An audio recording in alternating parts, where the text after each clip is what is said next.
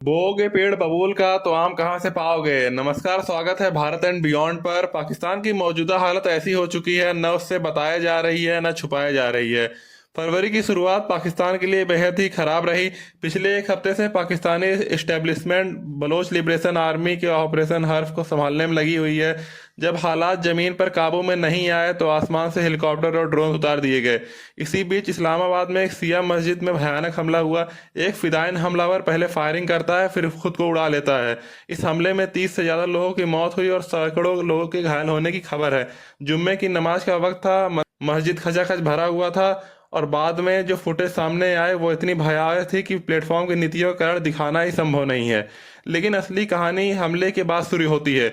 जांच शुरू होने से पहले ही पाकिस्तान के रक्षा मंत्री ख्वाजा आसिफ भारत पर आरोप लगा देते हैं और दावा करते हैं कि सबूत सोशल मीडिया पर मौजूद हैं, जैसा उन्होंने ऑपरेशन सिंदूर के दौरान किया था। कल तक माना जा रहा था कि इस हमले के पीछे टीटीपी यानी तहरीक तालिबान पाकिस्तान का हाथ है। वही संगठन जो सालों से पाकिस्तान के लिए सिरदर्द बना हुआ है और जिसके अफगान तालिबान से रिश्ते बताए जाते हैं। योजना साफ दिख रही थी, टीटीपी को ब्लेम करो और फिर अफगानिस्तान पर दबाव बनाओ। लेकिन तभी कहानी में बड़ा ट्विस्ट आता है जब रॉयटर्स की रिपोर्ट सामने आती है, जिसमें बताया जाता है कि हमले की जिम्मेदारी इस्लामिक स्टेट खोरासान प्रोविंस यानी आईएसआईएस के ने ली है। वही आईएसआईएस जिसका नाम कुछ साल पहले तक पूरी दुनिया में डर का पर्याय बना हुआ था, जिसे आज पाकिस्तान में इस्लामिक स्टेट खोरासान के नाम से पनपते देखा जा रहा है।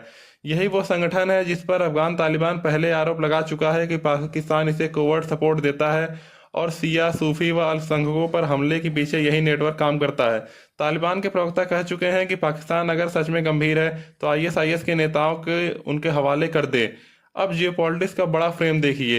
पिछले साल अफगानिस्तान तालिबान के बीच में कई मतभेद हुए और तनाव इतना बढ़ गया कि टर्की और कतर को बीच बचाव करना पड़ा और आखिर सीज फायर करवाना पड़ा।